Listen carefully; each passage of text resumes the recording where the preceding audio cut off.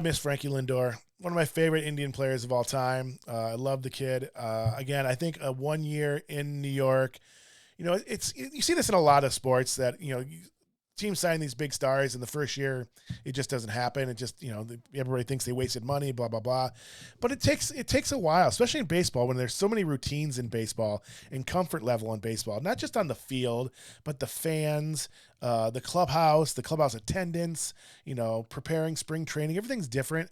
And there's I think the rare individual can overcome all that and just produce. It happens, certainly. But more often than not, it takes a year to kind of get comfortable and get your confidence back. And that confidence in your life, in your daily living, what your daily routines are outside of baseball, affect how you play on the field, like it or not. And obviously it's a big market. There's more. I'm sure he feels more pressure with that contract. But I think he has a bounce back year. He's too special of a player. He's too talented. He's one of those guys that has that infectious energy. I hope we see more of that this year. He's more confident, more comfortable. I think he has a killer year. So this lineup is stacked. They spent some money. They certainly spent some money. Look at the pitching staff is solid. I mean, that pitching staff is really, really, really good. If not one of the best in the league, if they're healthy. DeGrom's down, they said, for 4 weeks, but who knows? Other people have had that same injury, have been out for a lot longer. Scherzer's older. I don't even know how old he is now, 38? And he has a hamstring problem. Hamstring people problems with an older player, that never goes wrong, right? That could be something that nags him all year. And he specifically came to the Mets so he can pitch with DeGrom. And you put a healthy Scherzer and a healthy DeGrom. I'm not sure why I had Scherzer first on this because he's definitely not the number one. DeGrom is. You put a healthy Scherzer and DeGrom and Walker and Carrasco is another Indian player that I love. Has had a really good spring. They got Chris Bassett too. I mean this pitching staff is stacked too. But again, they have to stay healthy. So the biggest question mark I think in this division is the Mets pitching staff going to stay healthy? Because if they do, the rest of the division's in trouble. This is a stacked lineup. If they get, innings and results from their staff, their bullpen strong as well. They have a good bench. They have a lot of prospects, even though then their farm system is 22, but they have a lot of major league ready players. And again, they'll spend money. They're number 2 at $251 million, just be back of the Dodgers. So $251 million for these guys. I don't remember what Atlanta was. I think they were 180 something. I don't know. Phillies were, up there as well. So $251 million. And it's New York, so they better produce. They're gonna get hate. They're gonna get hate. I recently did one of my favorite episodes, maybe other than the logo episode, my favorite episode we've done, and mainly because I haven't seen my buddy Andy or talked to my buddy Andy in probably 6 years now, 7 years, maybe 6. So he's a diehard Mets fan. We did an episode just on the Mets, one of our regular episodes where we dive into the all-time lineups, the Mount Rushmores, the greatest players of all time, share memories of growing up as a Mets fan or a baseball fan. They're really fun shows. If you haven't checked out other episodes, they tend to be long. That one was a marathon.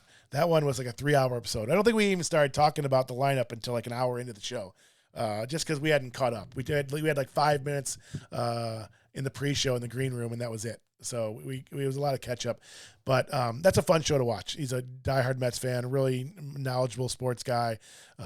Even shared some of his roommates' trinkets and stuff, Mets, glasses that he got from a gas station and things like that. It was really cool. Anyway, I have not heard from him. And I'm sure after this episode airs, I'll get some comments from him. I did not tell him because I had my picks done when I did that episode. I did not tell him what I was going to do with the Mets.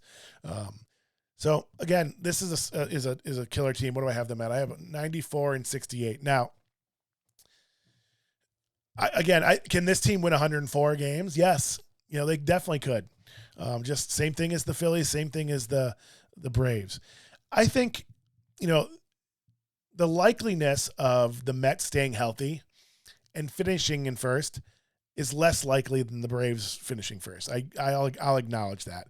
But if they stay healthy, if the pitching staff stays healthy, this Mets team is going to be dangerous. And I'm going to get to all my predictions in a different episode because we're doing the previews. I'll do my playoff predictions and everything. But I have the Mets doing well. But again, it depends on the pitching. It's just such a biggest question mark. It's the biggest question mark in this division because it shuffles things. They can go from first to third. Again, don't sleep on the Marlins. Could the Marlins win 90 games with that pitching staff? They could. If they get any kind of offensive production, the Marlins could win 90 games. That'd be crazy. I mean, I'm not saying it. I know it's a stretch, but it's possible. They're probably a year off, maybe 2 years off from competing for the title with this division, with the Braves the way they are. But again, if the Phillies don't do anything this year, they backtrack a little bit. Do the Mets backtrack? Then it pole vaults the Marlins up there. Did they spend some money since they have it? To be competitive? Do they this year? If they're at the trade deadline, if they're in contention, which more than likely they will be? Do they make a move? So it'll be interesting to see. But the Mets, could they fall back to fourth? It's conceivable. Could they fall back to third easily? They could fall back to third easily. I think I have the top three in this division, 4 games apart, 5 games apart, 6 games, something like that. So any of those teams could win it. Again, I have the Mets. I just think they did a lot of stuff in the offseason. They have a really strong team, really strong staff. It just comes down to the pitching. It's as simple as that. Buck Showalter's the right guy for this team too. I'm glad to see he's around in baseball still, and I love to see him in the dugout. So that's great. Yeah, don't let that farm system at 22 fool you. They have some people ready to go. Now beyond that, they don't. Again, these teams that spend a lot of money, you're going to find their farm systems are depleted because they use those pieces to move players. If you have the right evaluators, you can do both. You can spend money and still have a farm system because you're selecting guys that other teams are sleeping on or don't quite understand the player they are. So you can see a team that spends some money and does well in the farm system consistently. It's easy to be in the farm system up in the top of the farm system. You suck for 5 years, like the Nationals did. The Nationals and the Rays did. They were notorious. They were horrible for years. They took all those, those assets and built what they do now. So yeah, we'll see what the Mets and Phillies do this year. And if they don't win this year, what do they do next year? I think next offseason is going to be really interesting for those two teams, particularly in this division.